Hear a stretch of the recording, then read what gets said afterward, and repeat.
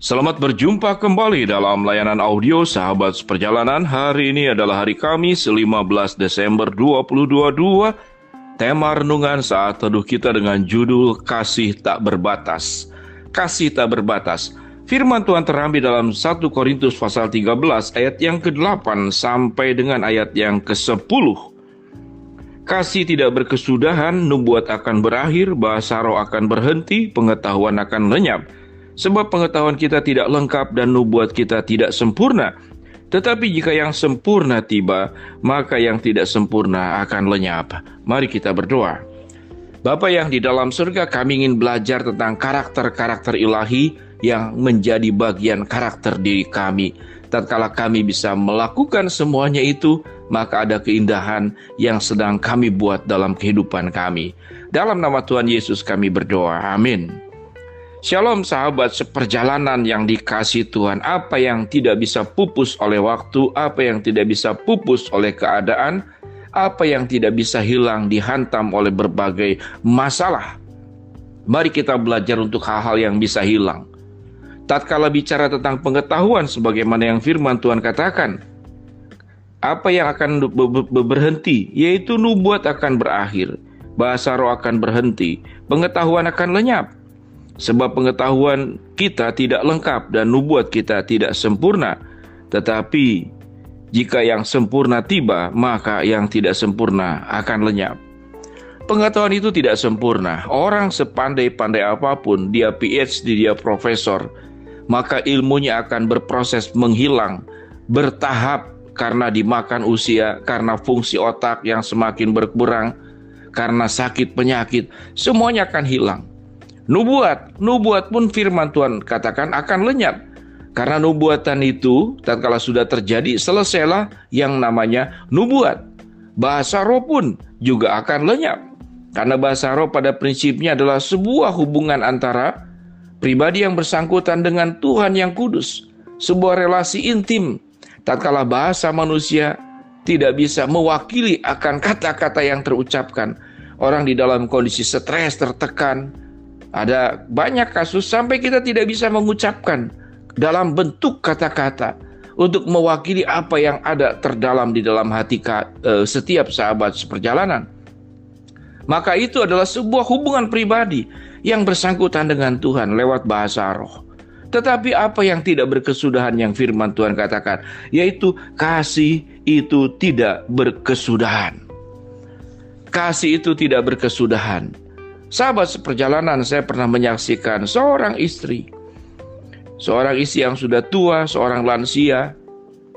Di tengah sakitnya, saya mendampingi di masa-masa yang sangat berat karena sakit keras yang dialaminya, yang membuat fungsi otaknya, fungsi matanya, fungsi telinganya, semuanya menurun. Semuanya menurun. Dia tidak lagi bisa melakukan apapun juga. Namun yang diucapkan oleh dia hanya dua nama. Di penghujung menjelang ajal menjemputnya, menjelang kematiannya, dia cuma menyebut dua nama. Satu nama adalah Tuhan Yesus. Yesus. Itu yang saya dengar sendiri dan disaksikan oleh keluarganya. Yang kedua adalah nama yang disebutkan oleh sang istri ini, padahal suami sudah meninggal sekian lama, yaitu nama suaminya. Di dalam kondisi fungsi otak yang sudah menurun, fungsi jantung yang bermasalah, kemudian organ-organ tubuh yang lain bermasalah, ibu tua ini cuma ingat dua nama. Satu, nama Tuhan Yesus. Yang kedua, nama suaminya. Sedemikian mencintai suaminya. Dan mereka berdua itu semasa hidupnya dikenal punya cinta yang luar biasa satu dengan yang lain. Dan itu terjaga dengan sangat luar biasa. Jadi cinta itu tidak bisa dipatahkan oleh sakit, oleh masa tua. Bahkan dalam kondisi kritis pun, kasih itu tetap melekat. Kasih itu tidak berkesudahan.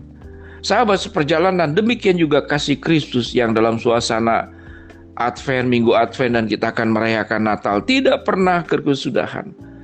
Salib tidak bisa menghambat daripada kasih Kristus untuk kita semua. Hambatan-hambatan manusia yang dialami oleh Tuhan Yesus tidak bisa menghambat. Pembunuhan-pembunuhan yang dilakukan di masa terdahulu, di mana keturunan Yesus itu akan tetap dijaga oleh Allah, dan itu tidak bisa dihambat. Itu yang disebut dengan sejarah yang namanya itu bagaimana kasih itu tak berbatas.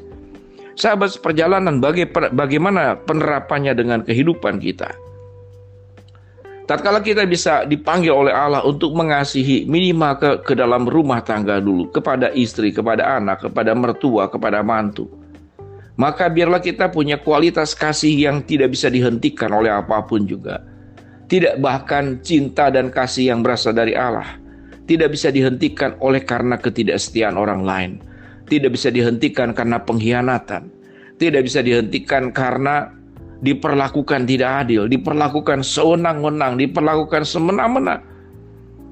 Sekalipun mungkin kita tidak bisa bersama dengan yang bersangkutan, namun kasih itu lebih kuat daripada kebencian, daripada kemarahan, daripada kepahitan.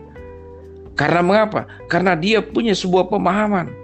Kalau Allah yang disembahnya, Allah yang sudah dipercayanya sedemikian mengasihi dengan kasih kekal, dengan kasih ilahi, dia tetap mengasihi.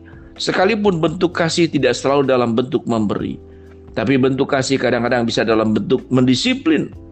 Namun yang terpenting, kasih itu tidak pernah berkesudahan. Oleh sebab itu, daripada manusia masuk dalam neraka, maka Yesus memilih biar dirinya saja yang kemudian tersalib di atas kayu salib, namun manusia terselamatkan daripada kematian kekal. Itu contoh yang real. Kasih yang sesungguhnya adalah tidak membutuhkan timbal balik. Saya memberikan berapa lalu harus kembali berapa. Kasih pun tidak mengenal yang namanya terluka. Kalau saya sudah mengasihi, selesai urusan saya. Kalau kemudian kasihnya itu dihianati, itu pun tidak akan hadir dan menyentuh dirinya.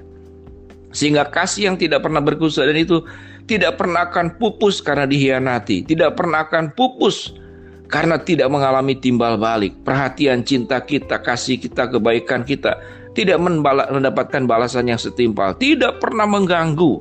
Karena mengapa? Karena firman Tuhan berkata, kasih itu tidak berkesudahan.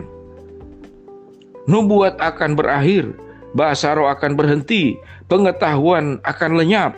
Sebab pengetahuan tidak lengkap dan nubuat kita tidak sempurna. Tetapi jika yang sempurna tiba, maka yang tidak sempurna akan lenyap. Kasih itu adalah bagian daripada kesempurnaan karakter Allah yang perlu kita miliki. Mari sahabat seperjalanan, kalau selama ini relasi kita dengan orang-orang terdekat kita dipenuhi oleh kemarahan, dipenuhi oleh hubungan timbal balik, saya berikan berapa harus dapat berapa, dipenuhi oleh amarah, dipenuhi oleh kekecewaan, dipenuhi oleh keputusasaan, biarlah kita merubah dengan memiliki kasih yang berasal dari Allah, sebagaimana yang tercantum dalam bacaan firman Tuhan dalam 1 Korintus 13 yang kita baca tadi pada ayat yang ke-8. Kita tidak pernah menjadi pribadi yang menyesal sewaktu menjalani kehidupan dengan melakukan teladan kasih Kristus yang sudah kita rasakan. Mari kita berdoa. Bapa yang di dalam sorga, hamba bersyukur buat kebenaran firman Allah yang kembali mencerahkan dan menyadarkan kami. Hamba berdoa buat sahabat seperjalanan yang sedang sakit, Tuhan jamah sembuhkan. Sahabat seperjalanan yang sedang menghadapi masalah, Tuhan bukakan jalan. Sahabat seperjalanan yang sedang berharap memohon sesuatu kepada Engkau, biarlah Tuhan akan mengabulkan dengan cara, waktu, dan sesuai dengan kehendak-Mu. Dalam nama Tuhan Yesus kami berdoa. Amin.